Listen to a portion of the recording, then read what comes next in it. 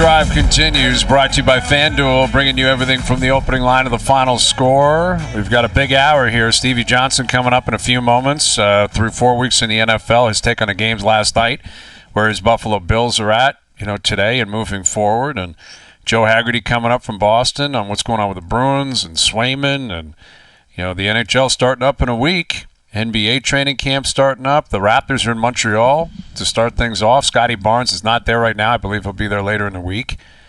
But, things are cooking, man.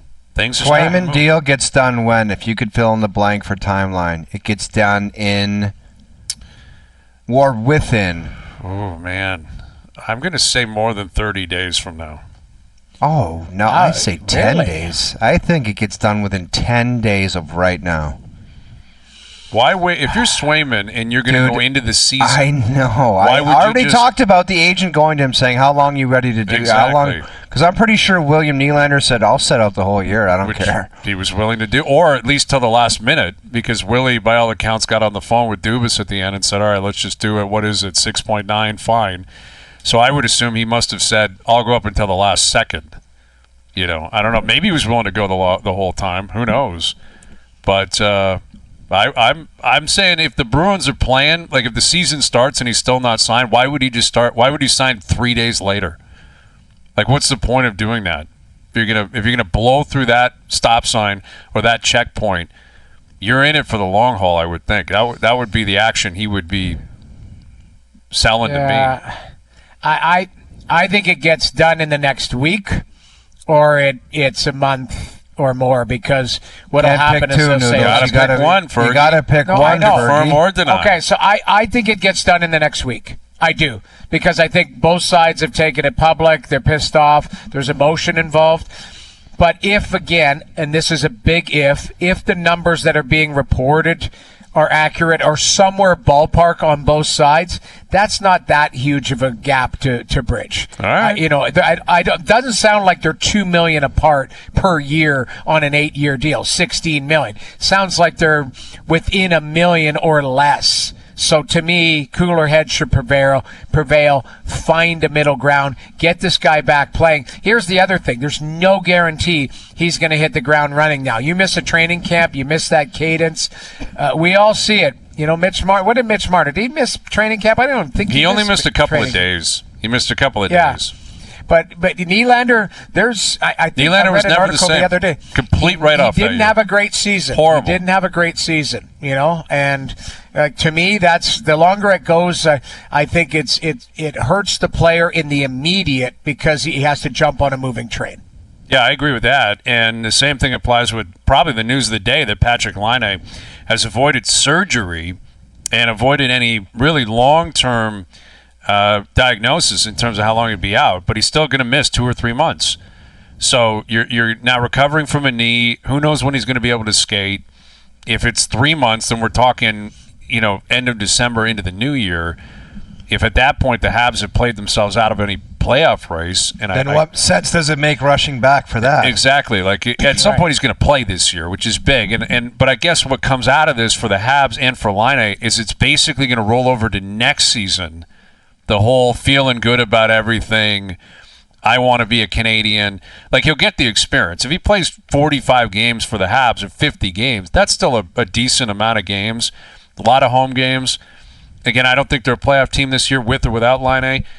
But he has 2 years on his deal, this year and next. And Marty St. Louis said it. Like, a lot of the whole rehabbing of his game and his approach to the sport was making him feel good about things. And this is really going to challenge him. Like, it's really challenging for Laine because he has had, he's had troubles, obviously, off the ice and away from the rink. And his love for the game, I think, has been tested. And now you got to grind and rehab and go to physio every day and build up your strength. It's a nightmare start. Like, he's supposed to get 6 goals in the first 10 days of the season. And that's like the ultimate dream start for Patrick Laine. The city on fire. Everybody loves the guy. Instead, he's back in a training room trying to fix his knee. Yeah. It's a nightmare start. It sucks for him, man. It sucks for him. If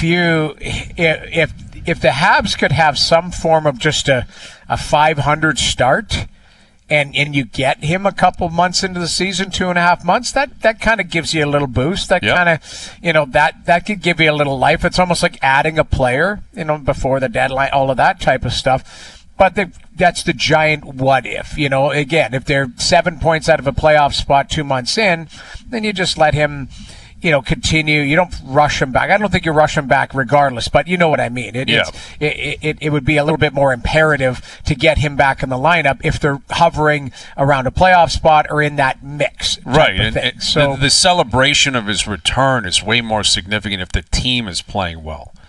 Also, exactly. Right? That's really what it is, that if the Habs get off to a good start and they're in the hunt and they're hovering around it, there will be daily updates. When's he coming back? What's he looking like? What can you expect when he gets here? If the team fades, it just takes on a completely different tone. And it's not that Canadians fans won't be excited to see him. It will fall flat in terms of whatever he can do the rest of the year, because it may be irrelevant in terms of the big picture and how the team's actually playing. All right, we're through 4 weeks in the NFL, and speaking of trade deadlines and what could be happening in the future, this Davante Adams situation is pretty wild.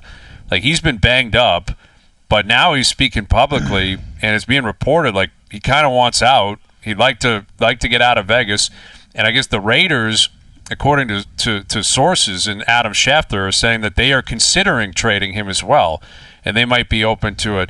And that would be a blockbuster, because if he's healthy, he can still play. Davante Adams is still a stud wide receiver, and the question is, where could he end up? Stud wide receiver. He was regarded as the best wideout in the game 2 years ago. He was absolutely. When him and Rodgers were doing what they were doing up in Green Bay, man, you could argue that was the best quarterback wide receiver duo in the league. Absolutely, right there with Mahomes and Tyreek Hill. But he got traded a couple of years ago, and it really hasn't done much in Vegas. But to chat about it, among other things around the league, we're joined now by TSN NFL analyst, and here's former NFL wideout, including Buffalo Bill. Here's Stevie Johnson. What's up, Stevie? What's up, fellas? How you guys doing today? We're doing very well. In terms of your assessment on Davante Adams, when he's healthy, how good do you think he still is? Well, it's one thing to be healthy, and then there's another thing to have a quarterback. A quarterback that can get you the ball. So, when he's healthy, we know what he can do. We've seen the talent and the skills. But, you got to have a quarterback like Aaron Rodgers that can expose certain things and put the ball in certain places. It's a whole team game when it comes down to being a receiver. You need someone else. And that's what we're seeing right now. We're seeing a frustrated Davante out there with Minshew, who's not a bad quarterback. However, the numbers are just proving, why Davante is frustrated, because his numbers aren't there. So we'll see how it play out with the trade deadline coming up. We'll see how things go. Stevie, what are guys supposed to do with no quarterback? I was reading a tweet an hour before we came on the air about the receivers down in Miami with no Tua. It's it's nothing. So what the hell are you supposed to do? It's either ask for a trade or just play out the year and have garbage stats because you're never getting the football. Dude, and that is the catch-22, right? It's you got to have a poker face. At this point, you got to either have a poker face or you're going to be exposed as a diva for saying what everybody already knows. The ball can't get to me. If you just get me the ball, not in a negative way, but I feel like I have the power and the ability to change the game, no matter what quarterback we have. But, even as much as competitors as we are and as good as Tyreek Hill, Jalen Waddle, and that receiving crew is out there in Miami, it's just proven. It doesn't matter. You need a proven quarterback to come in. And we was talking about this on the Broken Table and on SC. You got to blame the front staff, the front office. You got a guy in Tua who's been injured the past 3 seasons continually, and you don't have a backup that's prepared. That's on the front office out there in Miami. It's ridiculous. Well, and that's it, man. I'm seeing Mike McDaniel take some real heat, man. He's taking shrapnel now as a head coach because he's this offensive genius and he schemes up all these different plays. And I'm curious, do you apply what you just said about wide receivers? What do you want out of them if they don't have a quarterback? How much of that applies to the coach? What can you expect out of McDaniel if he's got a third-string quarterback out there who can't throw the ball down the field? It's You're in the NFL. You at the top of the top. This is the cream of the crop. And now, with your one quarterback that you spent your entire offseason and offense around, he goes down. Your front office hasn't prepared you with another quarterback. So now they put McDaniels in a position where I have to change my entire offense, or he just stick to the script and try to fight through this season, and it is what it is. But essentially, if they really want to have a chance, they got to change their entire offense to what their players are now. It's not the same team as it was going into training camp. So that's my opinion. Absolutely, with Stevie Johnson. And then you look at the other team in the division. We'll get to the Bills momentarily, but back to Adams and the Jets. Like, there's a lot of people pinpointing Adams going to New York because of his history with Rodgers, yet they just lost 10-9 over the weekend. That offense looked terrible. And I'm curious where you think the Jets are, and if they were to acquire Davante Adams, would that be enough for you to maybe believe that the Jets actually can go on a serious run this year? Yes, great question. Way to put that together also. Thank you. Because I really felt like the Jets are just a show, considering you have Aaron Rodgers at 40, which is amazing. However, I love Garrett Wilson, but that is just not enough. I would say it's not enough. Lazard is good, and you see what they're doing out there in the Jets. And I think with Davante speaking out and Rodgers being on his last his tour, why not go out and make a big splash and go get Davante? I want to see that happen, actually, just to get the competitiveness back up in the AFC. Absolutely. Now, I know we're 4 games in, but who do you think is the best team in the NFL right now? If you had to rank it, maybe 1, 2, 3 type of thing. Like, who do you believe number 1 in the NFL is, if you were saying it today? Okay. Yep. So number 1, I'm going to say the Kansas City Chiefs, because they're the defending champs. I got to give them the respect. And then number 2, I would say, going into the NFC side, I really like the Minnesota Vikings right now. They're a surprise team, because if you asked me this a week or 2 ago, I wouldn't have said them. I would have stuck to the San Francisco 49ers. But what I saw when they shut down the Niners and what their offense has been doing, Brian Flores has been having that defense flying around, and we know defenses win championships. So I'm going to go with Minnesota in the NFC. That's a tough one. And number 3, I'm going to go with, everybody know I'm a Buffalo Bills to the fullest. So I'm going with the Bills for sure to wake things up in the playoffs and get to that Super Bowl and win it. When you look at the Bills, do you just consider what happened to them against Baltimore just a bit of a slap in the face and a wake-up call, or is that the real Bills? What's your assessment of what happened, Bills versus Baltimore? I feel like I give props to the Baltimore Ravens, because when it comes down to execution, they executed their game plan to the fullest, and it was pretty much perfect, so I give props to that. And then when it comes down to how the game ended up playing out, it's definitely a wake-up call to people, to those players that are new to this game, because as we know, there's a lot of injuries, and our young guys have been coming in and they've been playing really good. But then when you run into a 2-time MVP, a guy like Derrick Henry, an offense that's based around these two legendary players, you got to take your game to the next level. And you guys know this, when you play against the regular teams, you can shine and do good doing regular things. But then when you go to that upper echelon, now you got to kind of just break the door down and then play off instinct. And the guys, I think that's what happened last Sunday. They was playing too regular and basic, and they got ran over by a 2-time MVP and the game changer in Derrick Henry, and they woke them up to, you got to play, balls to the wall, Absolutely. I think they got that message pretty clearly with Stevie Johnson. Again, you mentioned what's going on with you guys on the podcast, Broken Table podcast. Chris Hine, our boy Aaron Karolnik, Takia Singh, we love. You guys are rocking that. How's that going through a few weeks?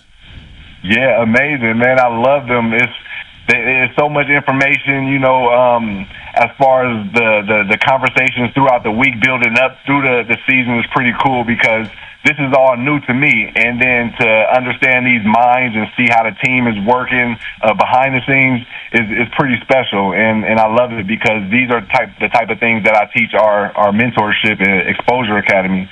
it's about teamwork, having a collective group and, being with this Broken Table crew is pretty cool, along with this entire TSN community. Absolutely. Great to have you, Steve. We appreciate you doing this, man. We'll do it again down the road.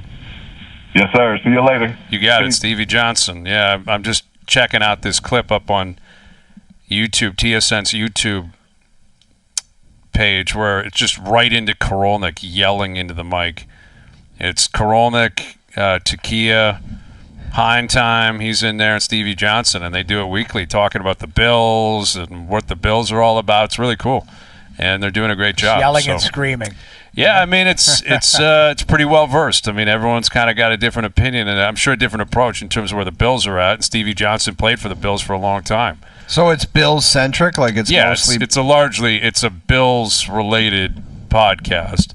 But if you're going on for 25 minutes, half an hour, you're going to get into a lot of different things, including who they're playing, what's going on in the division.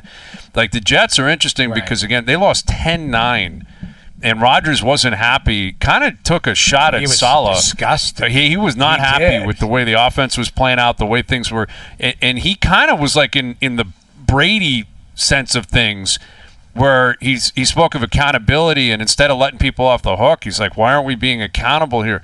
Like, Rodgers can turn quick if he doesn't like what he's seeing. Dude, that guy can be an instant nightmare. Yeah. Yes. Like, if they drop another one coming up, and let's be clear, they've had a trash schedule except for their season opener. That's right.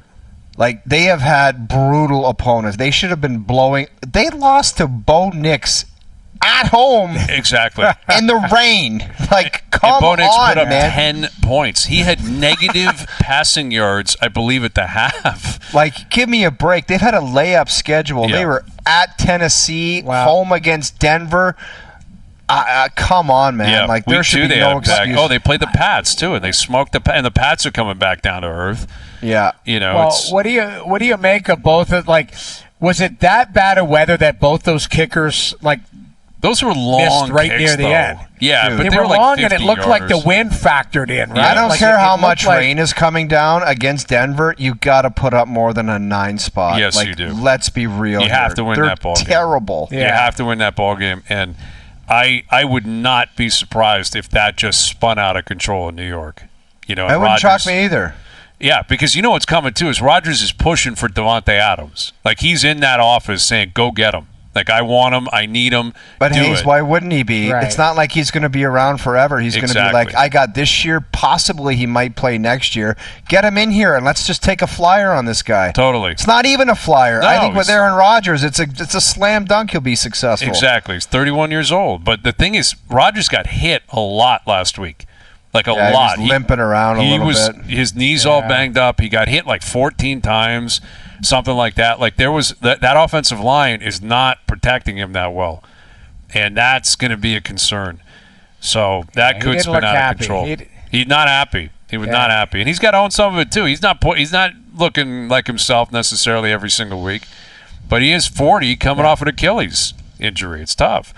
All right, Michael Block later in the hour. Our best bets brought to you by FanDuel still to come, and more on what's going on with the Bruins and Swayman and back into the Leafs as we get closer to opening night as well. And let's not forget, tomorrow morning, Shapiro and Atkins both stepping up to the mic. Will the term internal improvement be used? Will it be used? Internal growth? We'll see as of tomorrow. We'll know certainly by the time we get on the air tomorrow afternoon. Overdrive continues. TSN 1050 and on TSN 2. All right, today's best bets are powered by FanDuel. Make your picks and assemble a same-game parlay in seconds on the FanDuel Sportsbook app. Looking at some World Series futures here now that the playoffs have begun. The Tigers winning Game 1, 3-1. So they're up 1-0 in Houston, trying to get through the wild card. That'd be an incredibly cool story. I love those stories. I mean, they've been a bad team for a while. They tanked. They were selling off pieces of the trade deadline, and they took off down the stretch. Like, took off in August, September. Hottest team in baseball, and they're red hot today. But in terms of futures, I got one play with some value. Obviously, the Dodgers are heavily favored. The Yankees pretty heavily favored, but don't sleep on the Phillies, plus 410. Do not sleep on Philly. I think there's good value. They're just sneaking below a little bit better odds, again, plus 410 than the Yankees and the Dodgers. I think those two teams, I understand why they are where they are. A lot of people clearly believe in them. I believe in them. They had great seasons. They got great teams, big markets, all that kind of stuff. Philly just screams playoff ready, playoff performers. They've been to the dance before. Gritty, man, gutsy. Yeah. I love even where they're Bryce at. Harper looks like they just come to play. He looks like just a guy that morphed into a Philly dude. Like he seemed like this clean-cut guy, and now he just looks like a grizzled Philly dude. Yeah. He's like adopted the role around the people to perfection. He's a perfect Philadelphia athlete. He is, and they're a really good team. They've been a great team all year. All year. They ran away from that division. Yeah. Today's Best Bets powered by FanDuel. The first inning means as much as the ninth when you bet baseball in the FanDuel Sportsbook app. Please play responsibly, 19 plus, physically located in Ontario. Joe Haggerty coming up from Boston. We've had Joe on a lot. Joe used to join us around the table when we go do shows down at the rink and go to Boston back in the day for, remember we were in Boston to start that series in 2013. Which is crazy. We were down there for the first couple of games. And we were at a bar across the street, weren't we? That's right. They had great pretzels. That's all I remember. You remember Soft the pretzels. Were so good. I don't remember the pretzels. I'll take your word for it. I'm sure they were great. But that was putting our lives at risk a little bit too, man. We were doing a Toronto show at a bar right across from the Garden before Game 1 of a playoff series. That was living dangerously, man. Like we had a bunch of people come through. I think Joe came through. I think we had a couple of former Bruins join us. That was fun, man. But that's going back 11 years now. And since then, the Leafs and Bruins. 11 years ago? Well, 2013. Yeah, it was in 2013 when they were up 4-1 in Game 7. So, time flies, man. Time flies. And these two teams have met each other a bunch of times since. They've played, 3 more times? They played in 18, 19, and this year, I believe. So there's been 4 playoff series in 11 years. Didn't all 4 of them go to Game 7? All 4 of them went to Game 7 in Boston, and all 4 of them ended the exact same way. It's just shocking. That's crazy. Like, when you put it that way, it's really stunning. Be fascinated to ask Joe what the Leafs, if you ask Bruins people, who would the Bruins' biggest rivalry, who would he? I don't know if he'd say the Leafs. I'm not sure he would either. We were talking about that yesterday. He might say. Might say the Habs. He could say Florida. Could say Florida. Yeah, could be Florida because Florida got you. And Florida did what they did to them 2 years ago and this past year, right? Like they got after them this year. Yeah. Like they that series ended pretty quickly. And remember, Bennett took out Marchand too with that wasn't. I wouldn't say it was an elbow, but it was kind of a forearm. It was like a punch to the jaw. Yeah, it was a pretty good shot that he gave him, man, and knocked him out. He was concussed. Yeah. I mean, it's there's a lot there. I would guess that would probably be the way they would lean. And, it speaks to the division and what they've been trying to build up. I don't know if Bettman would consider that a success or not, that having the 2 versus 3 every year, trying to get divisional playoffs every year as much as you can. Is this what they were looking for, where Toronto looks at Boston, Boston looks at Florida, maybe Tampa looks at Florida, Florida looks at Tampa? Like, there's all these different variations of these 4 teams that have met in the playoffs over the last few years. And I guess from that standpoint, maybe it's been successful, the way that the league's operated. You can't. Everybody wants the 1 to 8, and they talked about getting some different juices, but you can't argue the fact that when a Boston-Toronto series fires up, it's like the rivalry is on. You can't argue that element of it. Yeah. Would I like to see something different? Of course, but you can't argue it gets the fans fired up. You would certainly think so, Hayes. Yeah, because you have history, right? Like you can reference different parts of history that meant something. And all the other teams have wins. I'm not taking a shot at the Leafs. It's just a reality. The Bruins have won some of these series. The Panthers have won some. The Lightning have won some. The Leafs I guess the Leafs beat Tampa. They do have a win on Tampa from a couple of years ago. But, we were discussing it yesterday with what happened on Saturday at the Bell Center, Leafs Habs, and that rivalry being rekindled. You know that there's always going to be one there with the Leafs in Ottawa. But I do think the majority of Leaf fans, and certainly the Leafs, would look at the Bruins as their number one, chief rival right now, and certainly over the past decade. Let's see what people in Boston think. Here's Joe Haggerty How would you answer that, Joe? I guess from your standpoint, and then from the Bruins players' standpoint, who would be considered the Bruins' number one rival right now? Number one rival? I mean, I think it's Florida right now, obviously, because of the playoff series the last couple of years, and them having gone down to the Panthers each of the last 2 years in the playoffs. But I think, the Maple Leafs are up there, too. I think the Maple Leafs, the Lightning, and the Panthers are really the top three teams rivalry-wise for the Boston Bruins right now. And they're all great games, great intensity, really fun to watch. To tell the players, really get up and have a little extra in those games. But, the Panthers-Bruins playoff games and the regular season games have been so freaking nasty this couple of years. Physical, dirty plays, guys going after each other. I mean, Pasternak and Kachuk fighting each other, for God's sake. I think that rivalry has really taken it to another level, and that's always the way it goes, right? When you play teams in the playoffs, and this is the reason I like the divisional setup in the first two rounds of the playoffs. When you play the same teams year after year in the postseason, you just build up a hatred for them. It makes the games more fun to watch. Hags, how would you describe the Neely-Swayman rivalry? What's that like right now? We discussed earlier in the show, if you had to put a timeline on this contract being over, I said 10 days. One guy said 30 days. And I think the other one was a week. When would you say this would be over for the Bruins and Swayman? Carlo, why can't we all get along? Seriously, I'm asking myself that right now.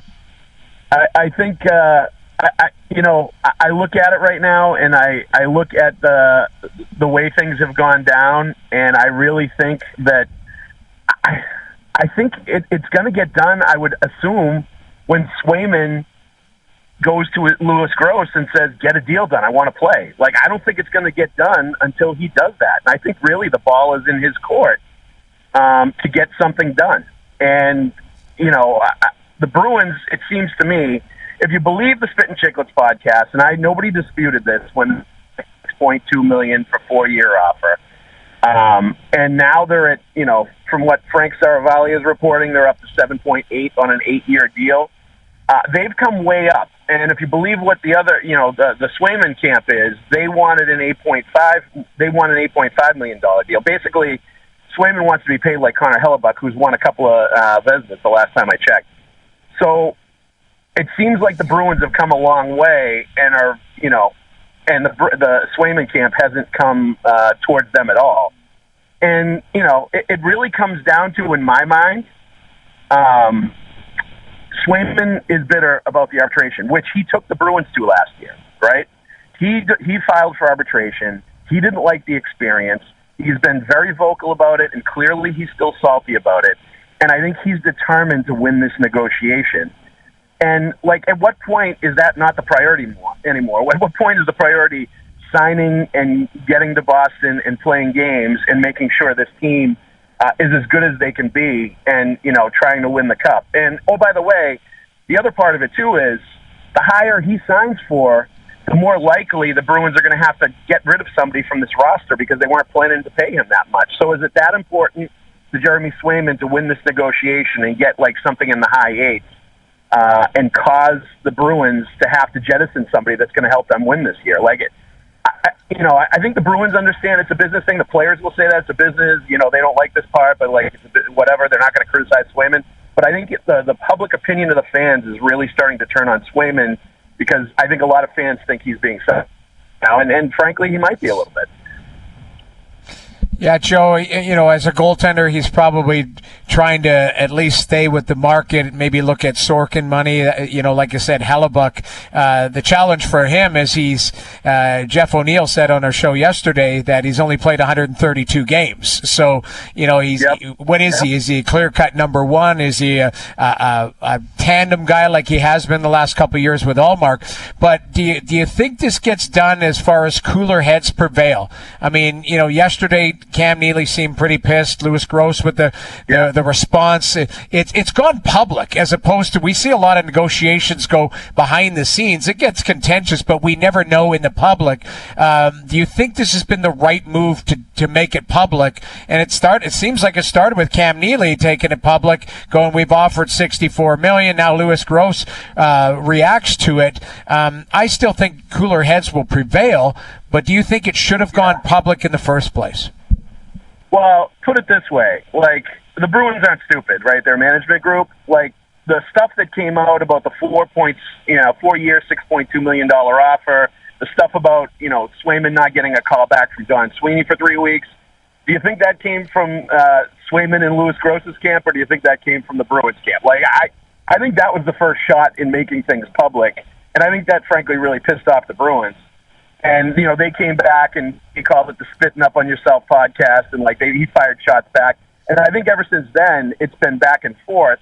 But, let's look at it objectively, okay? The Bruins signed David Pastrnak to a good big money contract, market value, no, controversy, no sniping back and forth. The Bruins signed Charlie McAvoy to a huge contract. I think it was the richest contract in Bruins history at the time. No sniping back and forth, no numbers public, nothing like that going on. When Louis Gross got involved, that's when I think things started to become problematic. And didn't Toronto have an issue with a Louis Gross client, William Nylander, not too long ago as well? I think there's a pattern with Louis Gross where he's going for the jugular in these negotiations, and he doesn't always play nice. And I think, put it this way, I think the Bruins made a tactical error when they traded Allmark as early as they did, when they didn't, they didn't want to piss off Swayman, and they wanted to send a good, a goodwill message towards them. So they didn't file for arbitration when they absolutely could have. He's under team control for 2 more years as an RFA. They didn't do any of that stuff, thinking that, this was going to be the same kind of, not quick, but the same kind of negotiation that wasn't going to become a huge issue, and they would have signed him to a good contract, and everybody would have been happy. The Bruins' track record is not to make things public, to sign guys to fair deals, to not have any of these issues pop up.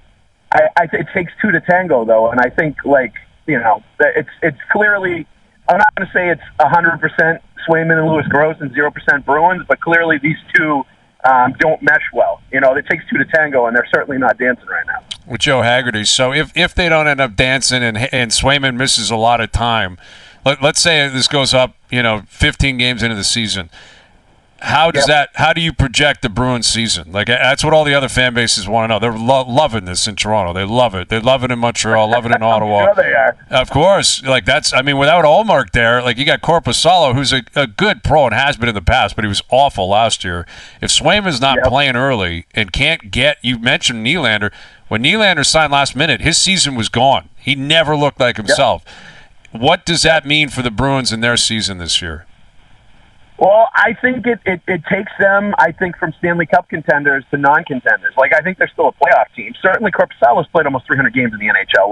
And it's a good team in front of him. One of the few really good teams I think he's had in his NHL career that he'd be playing behind.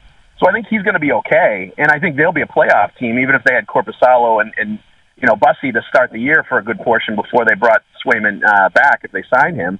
And I think Swayman's going to sign by December 1st if worst comes to worst, because he's going to want to get the year of service time. But to your point, I think the year is going to be shot for him. I can't see any way he would have a good season if he doesn't play or practice with NHL caliber people until December 1st, and then is automatically thrust in. Not to mention, I thought Swayman was going to struggle this year a little bit anyway, because it's the first time he's going to be the number one workhorse guy, and the first time, if he doesn't play well for a couple of games, he's still going to have to go out there. And this will be the first time in his career he doesn't have a Vezina Trophy winning goalie as his goalie partner. First it was Tuukka Rask, then it was Linus Ullmark. That is a lot more pressure on Jeremy Swayman. Even if he came into camp signed, ready to go on day one, went through a full camp, I still think the mental and physical stress of playing 50 to 60 games and being the number one guy where all the pressure's on your shoulders, I think it was going to be an adjustment for him. And I think there were going to be times where he was going to have issues with it. Now you throw a 25-year-old goalie that's still not that NHL experience into a situation where he's going to be trying to jump onto a moving train if he signs during the season. I think it spells trouble, real trouble for him. and it spells trouble for the Bruins as well. I mean, I think Noodles can speak to this better than I can, but like, I think, becoming a guy that plays 50 to 60 games in the NHL is that number one workhorse guy. That's a huge physical and mental strain, and just having it all on your shoulders for a team with such high expectations, that's tough enough. But you throw in his youth and getting thrown into the middle of the season if he waits that long, I think he's going to struggle big time. Ooh, man. Again, music to the ears of a lot of people in the league right now, but certainly not down in Boston. It's a spicy one. Enjoy this one and enjoy the opening of the season. I'm sure we'll do it down the road. Thank you, Joe. You got it, guys. Thanks, boys. There's Joe Haggerty of Boston Sports Journal. Yeah, that's another thing. Like the Nylander example, and goaltending's different, but Willie just never could find it. Like when he came back last minute, he never looked like himself. It was effectively. I think few guys miss training camp and just get dialed in right away. It's tough to do, man. You could have a bunch of examples and be like, there wouldn't be many that would be. I think Pavel Bure's the one freak who just got traded to Florida and showed up in like February, and he started ripping home goals immediately. Not everyone's Pavel Mario Bure. Lemieux, there's few guys, but freakazoids. And it's even more, I think, difficult for goalies because if you're a forward, you can just, look like you're working hard, throw a couple hits, and hey, he was kind of effective. If you give up 3 on 12 shots, you're out of the. You're There's done. no hiding. There's no hiding. Yeah. There's no I just kind of that night wasn't my night, but hey, what are you going to do? We still won. If you don't have your night, your team's losing. Like that's kind of the nature of the position in many ways. So it's 100%. a tough one to hide from, and we'll see where it goes. All right, come back with Michael Block, who hit rather world-famous hole-in-one at Royal Montreal on Friday night with Wayne Gretzky right beside him. And apparently he's in Happy Gilmore 2. I'll ask him about that quickly as well. Michael Block coming up. Overdrive continues. TSN 1050 and on TSN 2. All right, we were talking to Stevie Johnson earlier about, wide receivers in the league trying to make a name for themselves. And ultimately, if you're going to put up numbers, you need a quarterback. But you also need, some offensive scheming. And I guess Garrett Wilson, wideout for the Jets, was on, I think, ESPN Radio in New York. Oh, boy. And said, quote, I don't think we do a lot of different stuff, to be honest. I watch football on Sundays, and I see a lot of teams mix it up and stuff like that. I don't think we do that. Who's that a shot at? Rodgers or Saleh? I would guess Saleh or the offensive coordinator, your boy, Nathaniel Hackett. The hack himself is not exactly cooking up offensive wizardry down in New York. That's not good. I mean, that's a second-year wideout going on a show and just blasting the whole offensive identity of the team. Not good. That's a trouble. That's going to be an issue, I think, down in New York. Something tells me that might pick up some steam this week as we move forward. So we got to get back into that tomorrow. But we were out at Royal Montreal, and we never had the opportunity to play the course, which I do think they have to regret that, right? Got to think the PGA Tour and Royal Montreal, in retrospect, are thinking we needed these two guys out there playing. Hayes, at the end of the day, we could have played early in the morning. The divots would not have been in anywhere near chance. this. No we would have chance. been fine out there. I met the GM of the course, awesome guy. I think he invited us out there in the future, but when are we going to be back in Montreal? I don't know. We'll make it happen. We will make it happen. But if we played, I don't know if we would have hit a hole-in-one.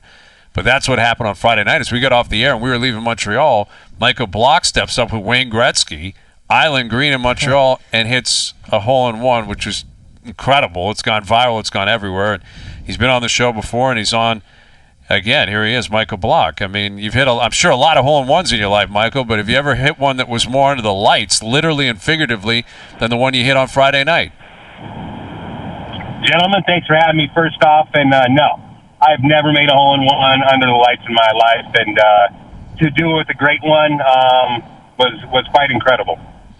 How many extra balls were you going to get? I think they said you were going to get like 3 extra. Like it just made everything. The whole thing was the hole-in-one challenge. Was that like the 3rd extra one and the last one? Or were they going to say, maybe here's 5 more? How many extra were you going to get?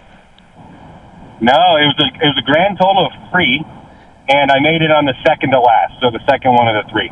Nice, man. Yeah, that was incredible. And again, with Wayne Gretzky there, did you? I mean, I'm sure I've never hit a hole-in-one people that do, sometimes they feel it off the club, sometimes they don't. Like when you hit that ball, did you know, A, it had a chance, but B, did you think off your club this is going in? Yeah, the one just before it, the first playoff ball, it pretty much almost lipped out. It was a perfect distance, amount of spin, all that good stuff. And I felt really good. Actually, I looked back at my buddy who's there with me and kind of winked at him like, I think I might have this. And then I actually had the same ball fly and all that good stuff, and it trickled in the hole. I mean, that's always luck, though. To have a hole-in-one it's 99% luck, but at least kind of put it in the direction and let it just fall in the back of the cup. Yeah, that's cool, man. And again, at Royal Montreal, like it was, I guess, coming off the, everything that was going on, Royal Montreal, the President's Cup, like being involved in the whole production of it. Everyone saw it on TSN. It's up online. Like, what was the experience like for you, with or without the hole-in-one? The idea of being included in that, being with Gretzky, what was that like for you? So last year I did it in Toronto, and it's just myself hitting 90 shots. And then I get this call a couple months back, and they're like, we'd like you to come back up, do it at Royal Montreal during the President's Cup, and you're going to share the stage with Wayne Gretzky. And I basically was floored. I thought they were lying. I'd never met Wayne before, and they're like, yeah, seriously, we want you back up with Wayne. And I was like, done deal. And then I did a content shoot with them actually at Sherwood in California about 2 months prior to the event, and on about the fourth shot with them on camera, I made a hole-in-one with him too, and we got along pretty well. So he's kind of my good luck charm, so I might need to take the great one with me everywhere I go. Yes. How was Gretz's action? Did he have to rifle any balls, or did he just sit back and watch? Gretz had some great shots. He had a couple really good looks at it, and then, but to be honest, after the first half of them, Janet hit probably, I don't know, about 20 of them, and she had one lip out for a hole-in-one and had the closest to the pin for the majority of the time, and she hit some amazing shots as well. But yeah, I played with both of them back at Sherwood. We did that content shoot, and then Wayne's like, hey, do you want to come back up and play some golf? And I said, absolutely. So we played some golf together, and really, we get along quite well. He's just a great guy, as well as Janet is, too. She's such a great person. So we've become fast friends. I think I'm going to go stay at their house in about 3 weeks when I'm at an event down in Florida. Nice. There you go with Michael Block. That's what you need, man. I guess you're in with Gretzky. Sounds like you're in with Sandler, too. What's up with Happy Gilmore, too? What am I hearing here? Michael Block possibly being included in this, or what? I don't know what you're talking about. Okay. No comment? Is that what's going on here? That's what I'm reading. I don't know. All right. I don't know where you might have seen that, but I can't discuss any of that stuff.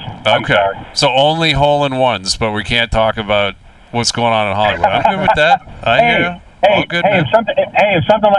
something like that happened, that'd be an amazing thing. But I'm sorry. No comments. Okay, we'll leave it there, man. No problem. We'll be looking for you.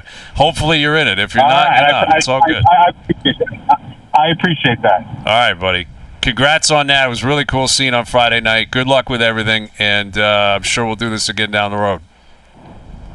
No, thank you so much. Like I said, thanks for having me on. TSN's awesome. I've been able to watch a ton of it now since I've been spending some time up in Canada, and I look forward to possibly being on your show again in the future. You got it. There's Michael Block, famously of the PGA Championship, now hole-in-one, and kind of Fergie does there. Can't confirm or deny on Happy Gilmore. That obviously means that he's in it. That's what I read. I can neither confirm or deny that. I guess he doesn't want to. He's going to Fergie us. Michael Fergie, Block Jr. I love it.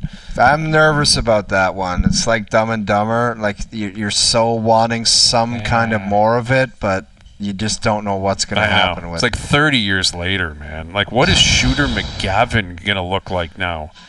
What has that guy been doing for 30 years? I don't know. I did an autograph signing with Shooter McGavin last year. You're kidding? Yeah, he's looking good, man. Shooter's dialed in. But just what could the storyline be?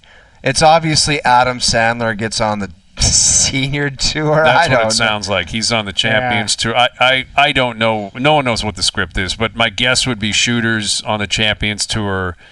Been lighting it up. Happy left golf, and now he's going to make a return because Shooter, tried to steal his wife or something. It'll be something like that. Like, I think didn't the one guy with the nail in his head, I think he passed away. Yes, so did I'll see you in the parking lot. Chubbs Peterson. Yeah, you're right. The actor. That's Chubbs right. Peterson, Carl Weathers. absolutely. Yeah, he passed away as well. Yeah. Different characters, I guess. Well, you see all these different reports, rumors of who's in it. And whether or not it's true or not, is Michael Block in it? Is John Daly in it? Is Sidney Sweeney in it? I guess we got to find out because it's coming out in a few months, I believe. But I'll check it out. I mean, I loved Happy Gilmore. It was a great, great movie. But it was a long time ago. All right, there you go. Good stuff. Jam-packed 6 p.m. hour. Look at us just knocking out interviews. Just doing everything here. We love it. Love it. Thanks to everyone behind the scenes for helping out. We appreciate it. Everyone for tuning in today, radio, TV, podcast, web. We appreciate that. We're out of here. Enjoy your evenings. Enjoy the games tonight. We're back tomorrow at Internal Improvement Around the Horn tomorrow, 4 p.m. We'll chat then.